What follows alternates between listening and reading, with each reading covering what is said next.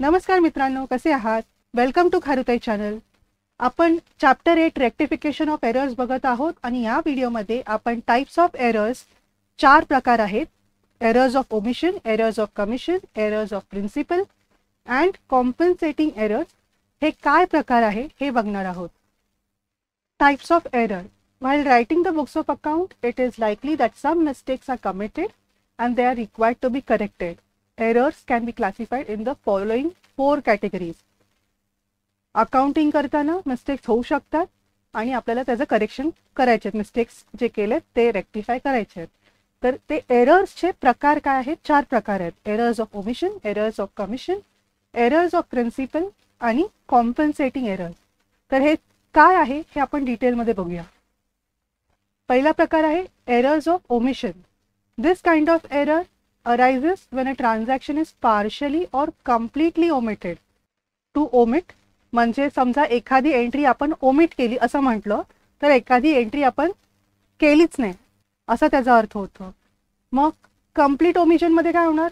अख्खीच्या अख्खी एंट्री केली नाही. आणि पार्शली मध्ये काय होणार?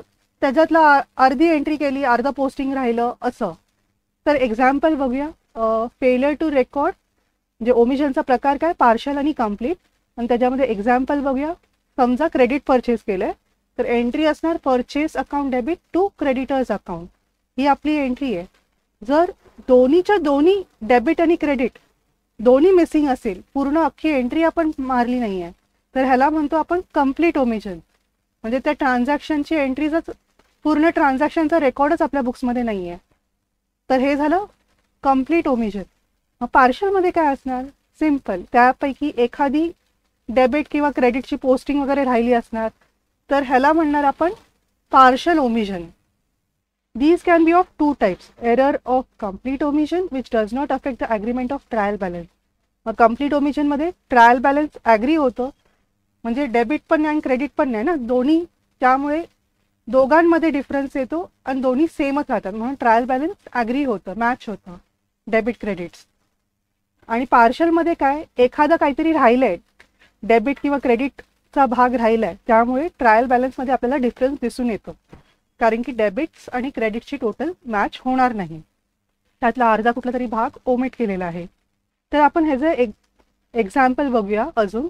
समजा ट्रायल बॅलन्स आहे आणि एरर ऑफ कंप्लीट ओमिशनचं एक्झाम्पल बघायचं आहे. तर goods sold to Aditya on credit but not recorded in sales book.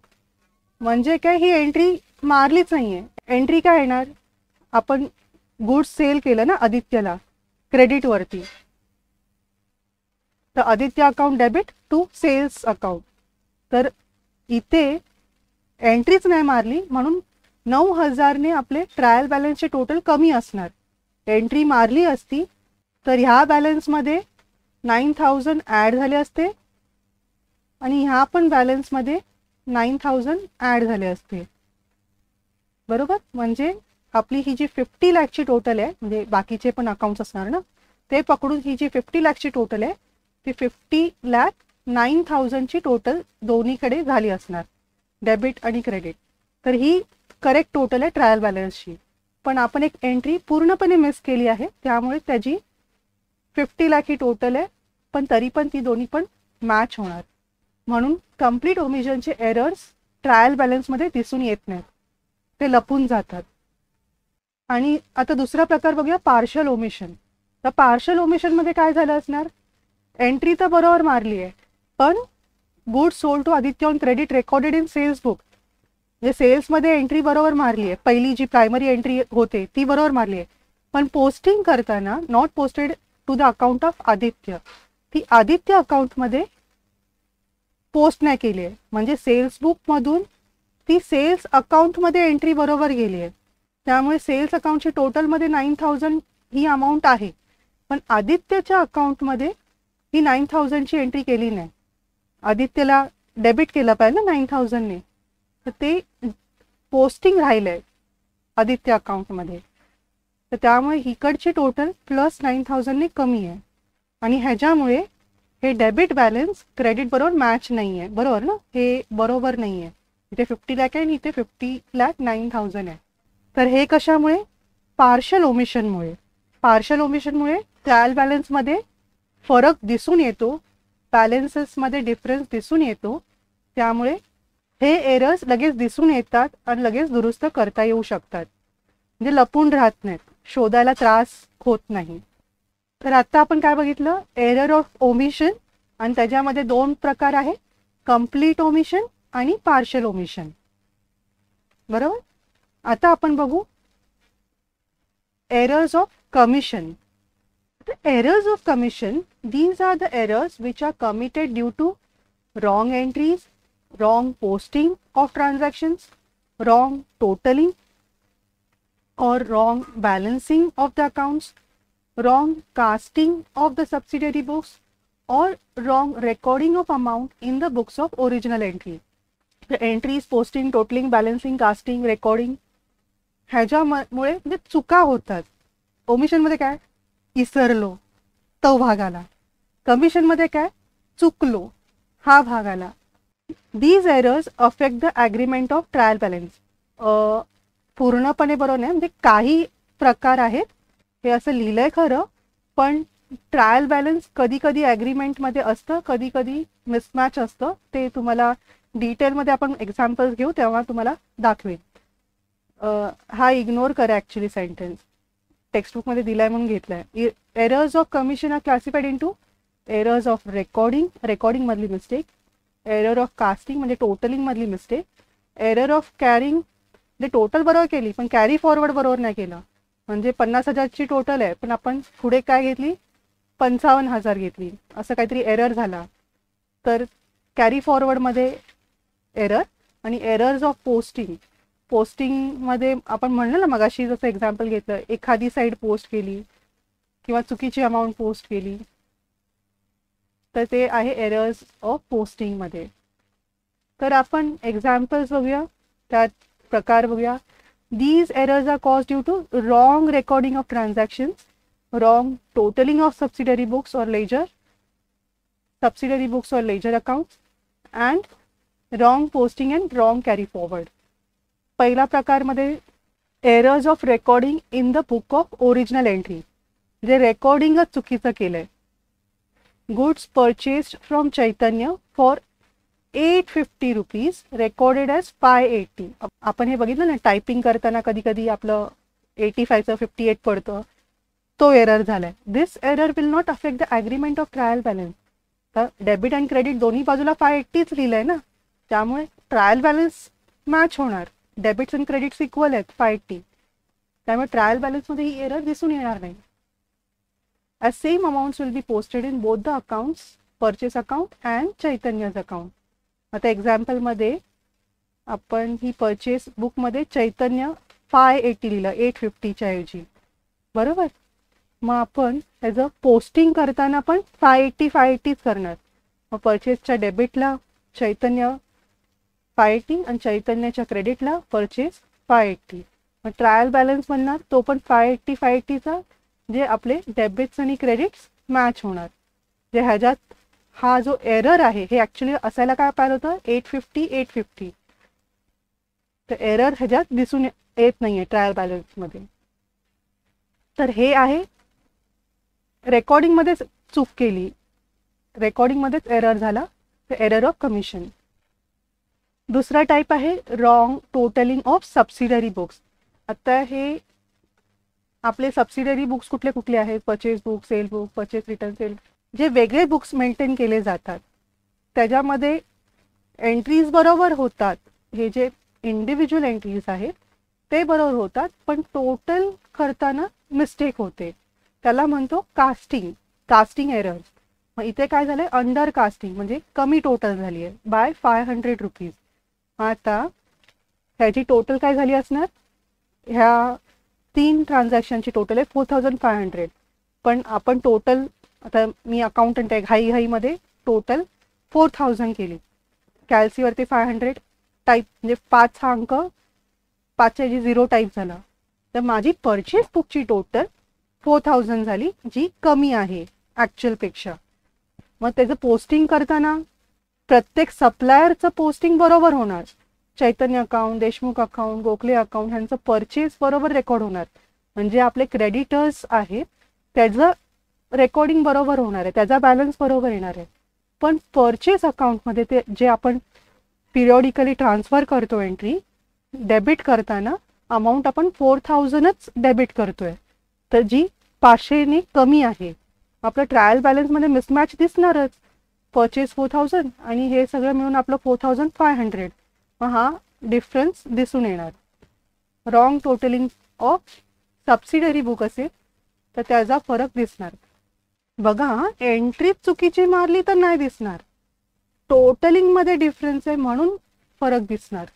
तर हे झालं रॉंग टोटलिंगमुळे चूक झाली. हे चूक काय झाली तर रॉंग टोटलिंग केलं. मग तिसरी कुठली चूक असू शकते, मिस्टेक असू शकते, error in totalling or balancing of ledger accounts. ह्याच्यामध्ये एक्झाम्पल काय दिलंय, creditors account has been undercast by 700. In this case credit balance of trial balance will be less by 700. Credit purchases केले आहेत तर अज्युम करा 10,000चे आहेत, पण टोटल मी क्रेडिटर्सची total चुकीची केली आहे, त्यामुळे 700 रुपयाचा डिफरन्स आहे. इथे 9300 आहे, तो डिफरन्स 700 रुपयाचा आहे. हे दिसून येणार आपल्याला ट्रायल बॅलन्समध्ये, बरोबर. तर अंडरकास्टिंग म्हणजे एक तर इथे आपण अंडरकास्टिंग लिहिले किंवा इथे आपल्याला टोटलमध्ये 9300 दिसणार. म्हणजे काय डिफरन्स दिसून येणार टोटलिंगचं असेल तर. तर हे होतं तिसरा प्रकार, एरर्स इन टोटलिंग और बॅलन्सिंग. त्याच्यानंतर चौथा प्रकार, एरर ऑफ पोस्टिंग. तर पोस्टिंगमध्ये काय होतं, जर्नल एंट्री बरोबर बसते, जर्नल एंट्री बरोबर मारली जाते, पण पोस्टिंग करताना चुका होतात. पोस्टिंग करताना 4 प्रकारच्या चुका होऊ शकतात. काय होणार, रोहन अकाउंटला डेबिट करायचं होतं, तिथे आपण क्रेडिट केलंय, म्हणजे रॉंग साईडला आपण पोस्टिंग केली आहे. तर ही पहिली एरर. दुसरी एरर, करेक्ट साईडला पोस्टिंग केलंय पण अमाऊंट चुकीची आहे, 1 0 एक्स्ट्रा पडला किंवा 1 0 कमी पडला, अमाऊंट रॉंग आहे, किंवा काय म्हणतात ना उलटे फुलटे नंबर्स पडले, 58चे 85 वगैरे असं झालं. तर हे झालं wrong posting, posting with wrong amount. अजून काय होऊ शकतं, आपल्यासारखं फोनमध्ये लक्ष असतं, एक एंट्री पोस्ट केली, इथे तिथे बघितलं, अरे अजून एकदा एक एंट्री पोस्ट केली, राहिलं वाटतं असं म्हणून अजून एकदा पोस्ट केली, म्हणजे चुकून 2दा आपण त्याच एंट्रीची पोस्टिंग केली, डबल पोस्टिंग झाली. आणि शेवटचा प्रकार काय, साईड पण बरोबर आहे, अमाऊंट पण बरोबर आहे, पण अकाउंटच चुकीचं आहे.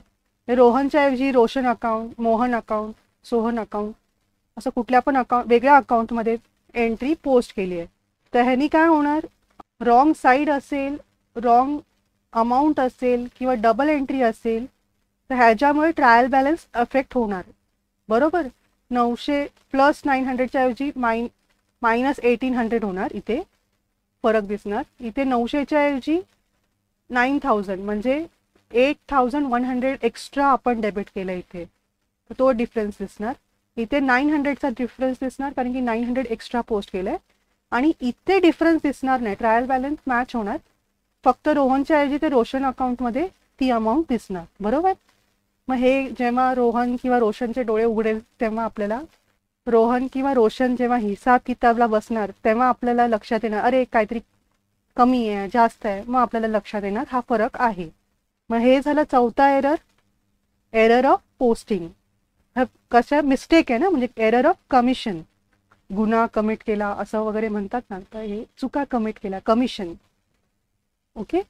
एरर इन कॅरी फॉरवर्ड म्हणजे काय, टोटल ऑफ परचेस बुक 1500 आहे, इज कॅरीड फॉरवर्ड एज 1250. म्हणजे परचेस बुक आहे त्याची टोटल आपली 1500 झाली आहे, सप्लायरची इंडिव्हिज्युअल अमाऊंट आहे टोटल आहे 1500 करेक्ट टोटल, पण आपण कॅरी फॉरवर्ड चुकून 1250 केलंय, 250 रुपये कमी कॅरी फॉरवर्ड केलंय. कशामध्ये, परचेस अकाउंटमध्ये जे आपण पोस्टिंग करतो पिरियॉडिकली तेव्हा आपण चुकीची अमाऊंट कॅरी फॉरवर्ड केली आहे. त्यामुळे आपल्याला ट्रायल बॅलन्समध्ये पण तो फरक दिसणार, कारण की इंडिव्हिज्युअल ABC अकाउंट जे काय सप्लायर्सचे अकाउंट आहेत त्याची टोटल बरोबर होणार 1500 रुपये, पण परचेस अकाउंटच्या या चुकीच्या कॅरी फॉरवर्ड अमाऊंटमुळे, चुकीच्या पोस्टिंगमुळे हा आपल्याला डिफरन्स दिसणार 250चा. तर ह्याला म्हणतो आपण carry forward error, error in carrying forward. तर असे हे आपले 5 प्रकारचे एरर ऑफ कमिशन. कुठले कुठले? जे एरर ऑफ कमिशनमध्ये 5 प्रकार कुठले बघितले आपण? एकतर रेकॉर्डिंगमध्येच एरर केली आहे ओरिजिनल बुकमध्ये, किंवा टोटलिंगमध्ये एरर आहे, wrong total in subsidiary books, किंवा wrong totalling in ledger accounts और बॅलन्सिंग ऑफ लेजर अकाउंट्स. त्यानंतर त्याच्या पुढे काय होतं? पोस्टिंग होतं. तर एरर ऑफ पोस्टिंग आणि एरर इन कॅरी फॉरवर्ड हे 5 प्रकार आपण बघितले एरर्स ऑफ कमिशनमुळे. आपण इंग्लिशमध्ये बोलतो पण बघा, टू कमिट मिस्टेक, आपण मिस्टेक कमिट करतो. तर commission, errors of commission. Okay. आता नेक्स्ट काय? Errors of principle. आता तुम्ही 11वी सुरू केली चॅप्टर 1 पासून, त्यामध्ये आपण बघितले होते अकाउंटिंग स्टँडर्ड्स, अकाउंटिंग प्रिन्सिपल्स, हे सगळे बेसिक्स आपण चॅप्टर 1 मध्ये बघितले असेल. तर अकाउंट म्हणजे ह्या प्रिन्सिपल्समध्ये जर काय एरर केलं असेल, ट्रान्झॅक्शन्स अकाउंटिंग प्रिन्सिपलनुसार नसतील तर तसे पण एरर्स होतात. Transactions recorded without following the accounting principles and rules are known as errors of principle. प्रिन्सिपलच फॉलो नाही केला, रूलच फॉलो नाही केला. An error of principle may occur due to the incorrect classification of expenditure or receipt between capital and revenue, as it may lead to understating or overstating of income or assets of liabilities. मग हे chapter 1 मध्येच आपण हे सगळे basics बघितलेत. एक्सपेंडिचरमध्ये capital expenditure म्हणजे काय, revenue एक्सपेंडिचरमध्ये काय.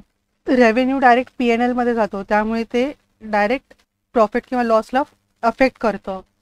कॅपिटल एक्सपेंडिचर सगळं आपण डायरेक्ट PNL मध्ये नाही टाकत, आधी ते बॅलन्स शीटमध्ये टाकतं आणि बाय वे ऑफ डेप्रिसिएशन तो PNL मध्ये दरवर्षी थोडा थोडा आपण PNL मध्ये टाकतो. म्हणजे डायरेक्ट सगळी अमाऊंट कॅपिटलची PNL ला अफेक्ट करत नाही. म्हणजे ह्याच्यात जर चुका केल्या आपण तर प्रॉफिटमध्ये कमी जास्त होऊ शकतो, म्हणजे करेक्ट फिगर्स आपल्याला मिळणार नाहीत.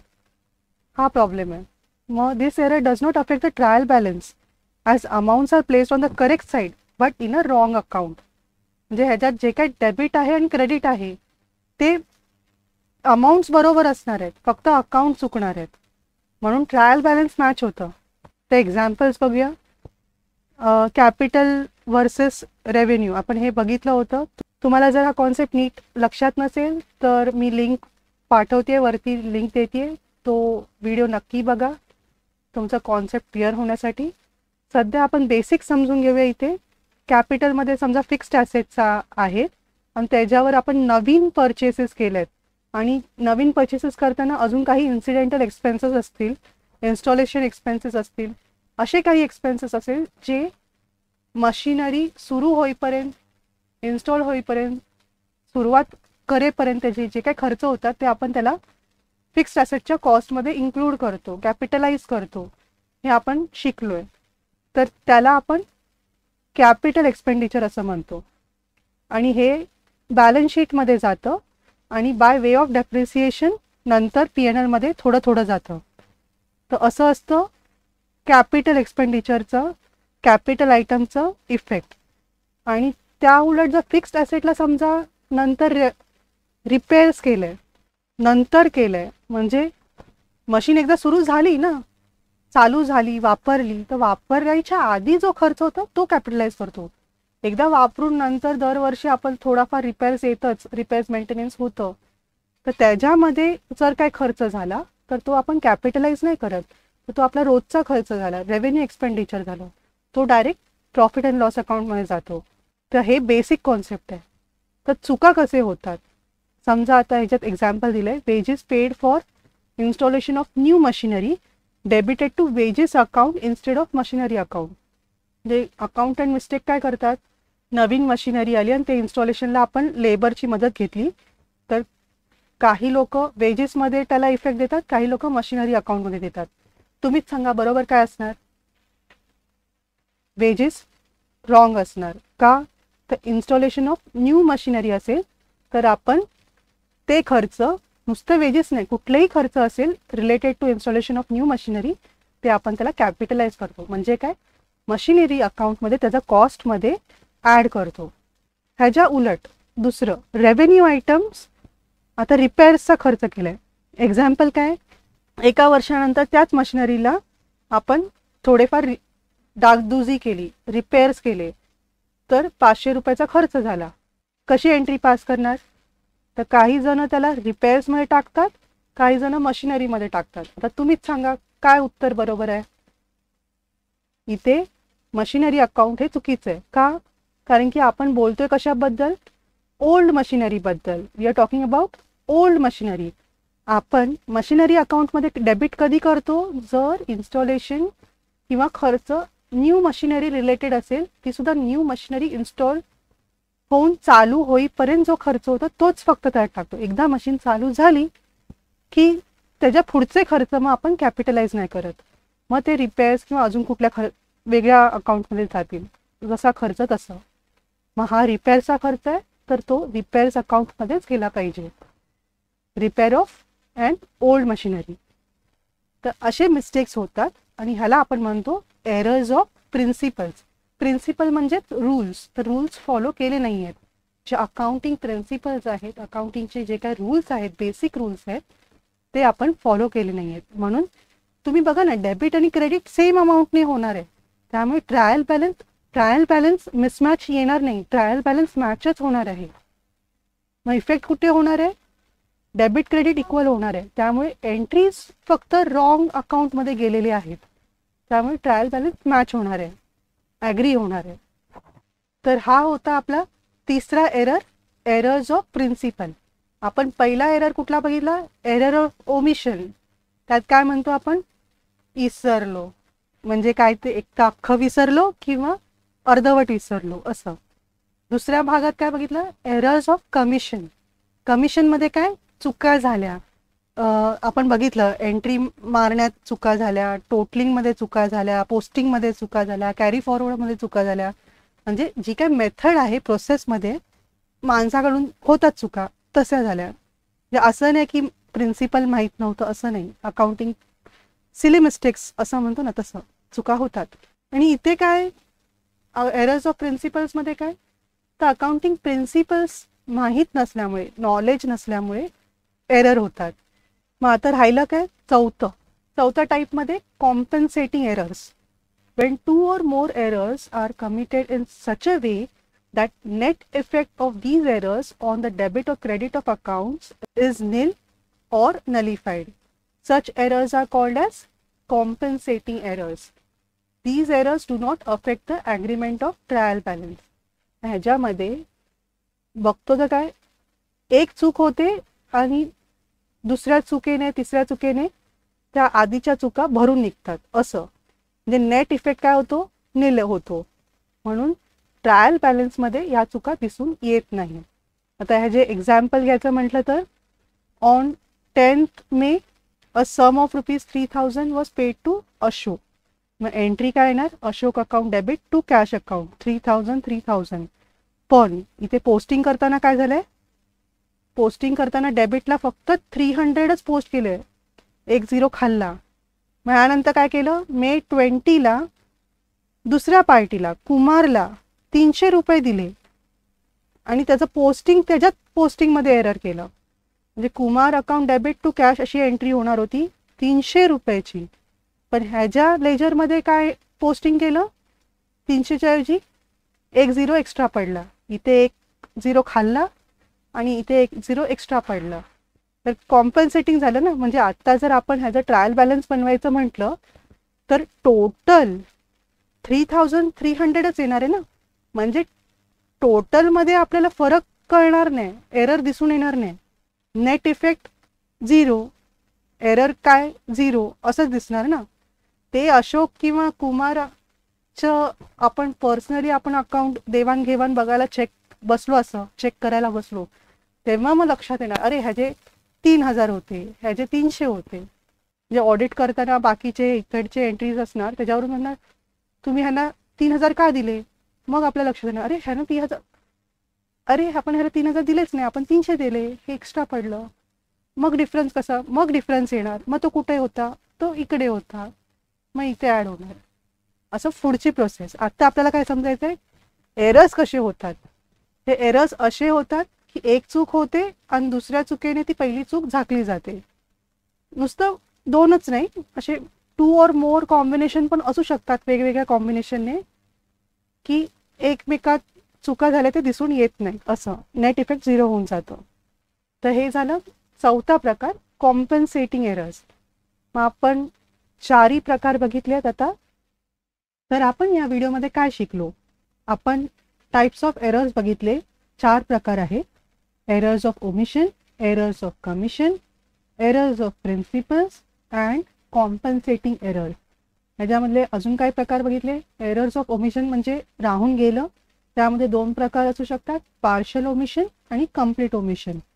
एरर्स ऑफ कमिशन म्हणजे मिस्टेक झाली तर त्याच्यामध्ये रेकॉर्डिंगमधलं error, wrong recording, wrong totalling of subsidiary book, wrong totalling और बॅलन्सिंग ऑफ लेजर्स, किंवा रॉंग पोस्टिंग किंवा रॉंग कॅरी फॉरवर्ड. बरोबर, हे 5 एरर्स आपण बघितले एक्झाम्पल सकट. त्यानंतर एरर्स ऑफ प्रिन्सिपल्स बघितलं, ज्याच्यामध्ये अकाउंटिंग प्रिन्सिपलचे, अकाउंटिंगचे रूल्स आहेत तेच फॉलो केले गेले नाही आहेत, हे आपण बघितलं. ज्याच्यामध्ये आपण कॅपिटल एक्सपेन्स आणि रेव्हेन्यू एक्सपेन्समधला मेन फरक बघितला होता, त्याचे एक्झाम्पल्स बघितले होते. आणि कॉम्पन्सेटिंग एरर्समध्ये असे एरर्स होतात, 2 किंवा त्याच्याहून जास्त असे एरर्स होतात की एकाची चूक दुसऱ्या चुकामुळे झाकली जाते. तर इफेक्ट काय होतो, नेट इफेक्ट नील होऊन जाते. असे आपण 4 प्रकारचे एरर्स बघितले आणि त्याचे टाइप्स, एक्झाम्पल्स बघितले. आता हे बघताना आपण हे पण एनालाइज केलं की कुठल्या गोष्टीने ट्रायल बॅलन्स अफेक्ट होतो किंवा नाही. म्हणजे एक तर एरर असे होतात की डेबिट क्रेडिट इक्वल राहतात, जेणेकरून ट्रायल बॅलन्स ॲग्री होतं, त्याच्यात मिसमॅच दिसून येत नाही, म्हणून त्या चुका शोधणं अवघड जातं. आणि दुसऱ्या प्रकारचे एरर्स आपण असे बघितले ज्याच्यामुळे ट्रायल बॅलन्समध्ये मिसमॅच दिसून येतं, त्यामुळे असे एरर्स सापडणं सोपं जातं, शोधणं सोपं जातं. तर ते कुठले होते. एरर्स ऑफ ओमिशनमध्ये पार्शलमध्ये मिसमॅच होतो, कारण की त्यातलं एक डेबिट किंवा एक क्रेडिट मिसिंग असतं, म्हणून तिथे मिसमॅच होतं. कम्प्लीटमध्ये सगळंच मिसिंग असतं, त्यामुळे ॲग्री होतं, मॅच होतं. एरर्स ऑफ कमिशनमध्ये रेकॉर्डिंगच्या चुका, टोटलिंगच्या चुका, बॅलन्सिंगच्या चुका आणि कॅरी फॉरवर्डच्या चुका, ह्याच्यामध्ये मिसमॅच होतं. रेकॉर्डिंगमध्ये अमाऊंट चुकते तेव्हा मॅच होतं, कारण की अमाऊंट दोन्ही ठिकाणी, डेबिट क्रेडिट दोन्हीकडे चुकीची अमाऊंट घेतली असते, म्हणून रेकॉर्डिंगमध्ये मॅच होतात. पण टोटलिंग एरर, बॅलन्सिंगमध्ये, कॅरी फॉरवर्डमध्ये एरर झालं तर ट्रायल बॅलन्समध्ये मिसमॅच होतं. तर पोस्टिंगमध्ये पण आपण 4 प्रकारचे पोस्टिंग बघितले, म्हणजे डबल पोस्टिंग केली किंवा अमाऊंट चुकीची लिहिली आहे किंवा साईड चुकीची लिहिली आहे, डेबिटच्या ऐवजी क्रेडिटला केलं, असं असेल तर तेव्हा मिसमॅच होतं. फक्त वेगळ्या अकाउंटमध्ये पोस्टिंग केली असेल, साईड बरोबर आहे, अमाऊंट बरोबर आहे, तर मग ट्रायल बॅलन्स टॅली होते. आणि प्रिन्सिपलमध्ये अकाउंट चुकतात पण आपलं डेबिट क्रेडिट अमाऊंट सेम असल्यामुळे ट्रायल बॅलन्स टॅली होते, म्हणून ॲग्री. आणि कॉम्पन्सेटिंग एरर्समध्ये पण 2, आता ते ह्याच्यातच लिहिलं आहे ना की एरर्स असे होतात की ते दिसून येत नाही, म्हणजे इथे ट्रायल बॅलन्स ॲग्री होते. तर ही होती समरी या व्हिडिओची. भेटू पुढच्या व्हिडिओमध्ये, त्यामध्ये आपण बघणार आहोत हे एरर्स कसे कुठल्या स्टेजेसवर दिसतात आणि सस्पेन्स अकाउंटचा वापर कसा करायचा एरर्स रेक्टिफाय करण्यासाठी, हे बघणार आहोत. तर भेटू पुढच्या व्हिडिओमध्ये. तुम्हाला हा जर व्हिडिओ आवडला असेल तर नक्की लाईक करा, मित्रांबरोबर शेअर करा आणि सबस्क्राईब करा पुढचे नोटिफिकेशन्स मिळण्यासाठी.